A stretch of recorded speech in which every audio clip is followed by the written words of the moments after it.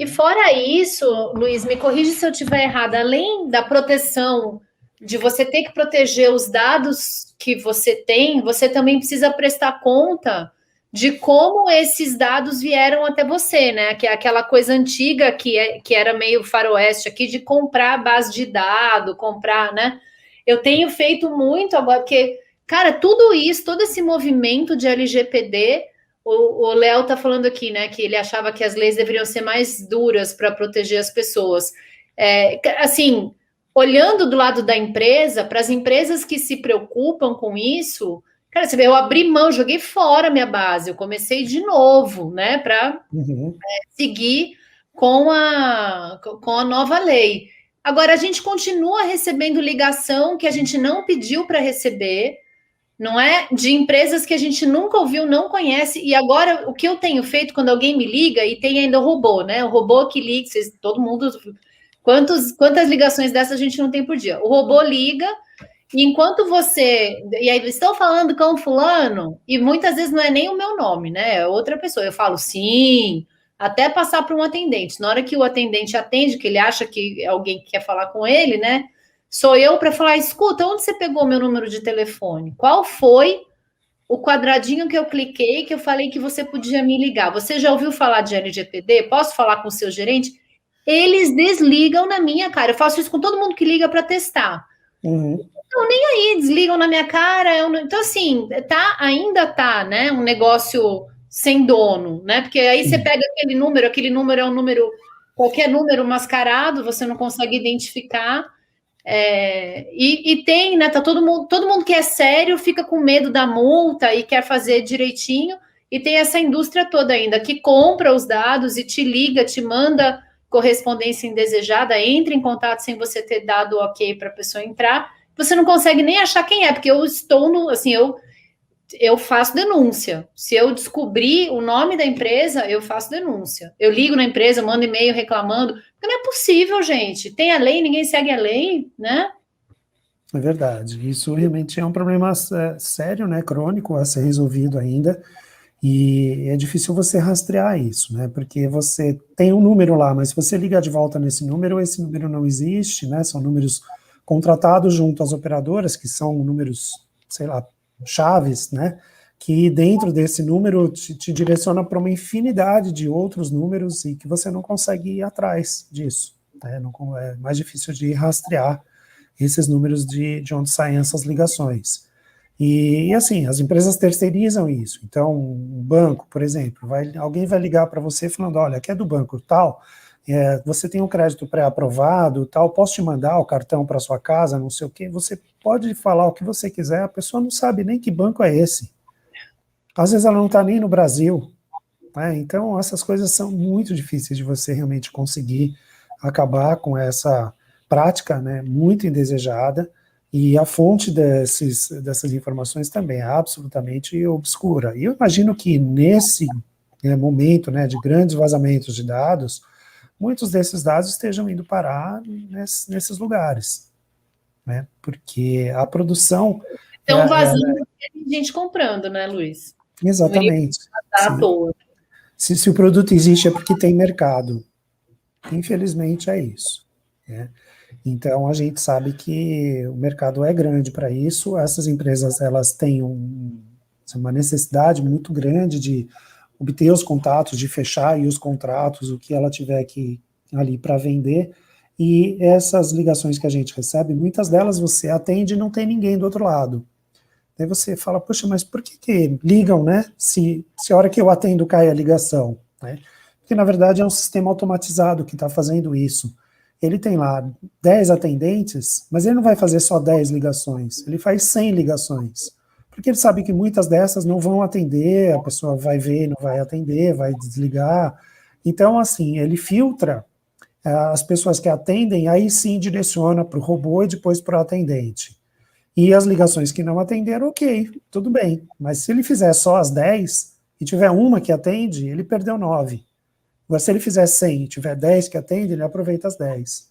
E as outras 90? Se por acaso você atender e for uma dessas 90 que ele não tem como dar vazão, ele simplesmente desliga na sua cara. Mas ele marca que o telefone, ali alguém atende. Então, da próxima vez ele já sobe de prioridade, entendeu? Então, ao mesmo tempo, ele faz uma validação desses números. E os números também podem ser gerados aleatoriamente. É uma combinação de sequência de números. E vamos ver o que dá, entendeu?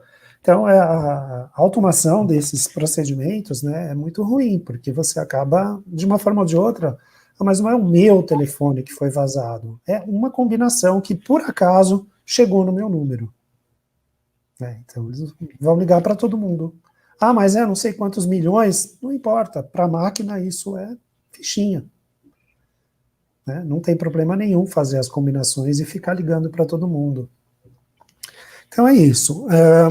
Mas tinha um caso interessante que eu queria compartilhar com vocês, que é o seguinte: a gente fala que os dados na LGPD, eles são sensíveis se eles são identificados. Então, quando você tem lá um funcionário que está sendo monitorado pela empresa, se você tem o seu cadastro numa loja, que tem todas as informações sobre você e tal, eles são chamados, então, dados identificáveis, e que são considerados sensíveis pela LGPD. Tá, mas e como que as empresas poderiam, então, fazer aquele trabalho que a gente comentou lá atrás, na primeira live, sobre o marketing, Como que o marketing poderia se utilizar desses dados sem ferir a LGPD e que tivesse, então, condições de trazer as informações dos seus clientes, anunciantes, potenciais clientes, seja quem for, para que pudesse fazer, então, análise de dados e aplicação até de inteligência artificial, Bom, quando a gente tem dados não identificados, a lei permite que a gente use, compartilhe, venda, comercialize à vontade esses dados. Então, assim, se vai aparecer lá que uma pessoa que tem Netflix, que assiste tais coisas, que tem esse costume, que assiste nesse horário, em tal aparelho, que mora na região tal da cidade, pode compartilhar. O que não pode compartilhar é que essa pessoa chama Carol Olival, cujo endereço é tal, CPF é tal, no RG é tal. Ok, então a gente acha que se os nossos dados estão sendo compartilhados dessa maneira, não tem problema. Faz sentido? Porque não tem a identificação, são dados anonimizados, olha que palavra bonita, são anônimos, Bem, aí eu vou contar uma história então. Em Nova York, tem lá uma grande empresa de táxis, uma associação de táxis, que praticamente domina ali, essa associação, todos os táxis e limusines da cidade de Nova York. Então, fizeram lá um acordo com a prefeitura local para saber informações sobre o trânsito da cidade, e onde melhor buscar as informações sobre trânsito do que nos próprios veículos que estão rodando 24 horas por dia. Então, como esses táxis são monitorados por sistemas de GPS e tudo mais, a associação, então, compartilhou com o Departamento de Trânsito as informações sobre as corridas que esses táxis faziam. Tinha lá o ponto de partida, o horário, data, hora do ponto de partida, o ponto de chegada da corrida e horário, etc.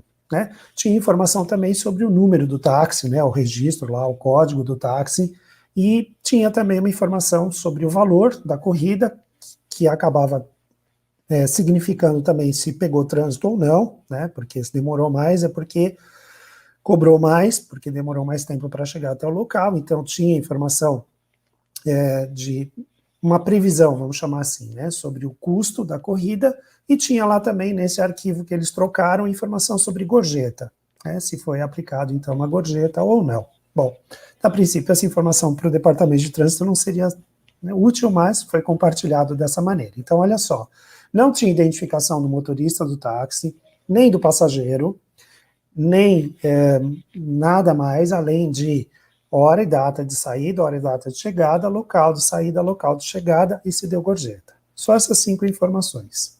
Tá? Só que, o que o pessoal fez? Ele pegou informações sobre fotos de celebridades entrando em táxis. Então, você pode clicar aí nos principais jornais de notícias, principalmente esses que falam mais sobre televisão, celebridades, cinema, artes, etc., que se dedicam mais a acompanhar a vida das celebridades ali, atrizes, atores, etc., e começou a buscar fotos de celebridades entrando em táxis. E aí começou a pegar lá, peguei uma pessoa que está entrando ali no táxi em tal lugar. na frente ali da Times Square, beleza. Agora eu vou lá no meu registro de táxi e vejo naquele dia, horário, o táxi que estava pegando gente ali na frente da Times Square naquele horário. Ah, peguei ali. Opa, então essa celebridade que eu tenho a foto, está entrando num táxi e eu tenho um táxi que está pegando uma pessoa nesse mesmo horário, naquele mesmo local. Então, grandes chances dessa pessoa ser aquela celebridade que eu quero rastrear. Agora eu vejo para onde vai esse táxi. E aí a pessoa está indo para casa. Eu descubro onde é a casa dessa celebridade. E eu descubro também se ela deu gorjeta ou não. Ah, mas eu posso ter errado. Tudo bem, dessa vez eu errei. Mas eu faço isso várias vezes. E eu, fatalmente, vou acabar chegando nessa mesma celebridade em outro local e ela vai para o mesmo endereço. E aí isso me dá uma confirmação ou me dá uma certeza maior de que ela está indo para casa e eu descubro efetivamente onde é a casa dessa celebridade. Então, veja que o dado anonimizado, ele sozinho não tem valor e não permite que eu identifique as pessoas. Mas se eu cruzar qualquer outra informação que eu encontro disponível por aí, eu consigo saber muitas informações valiosas sobre essas pessoas.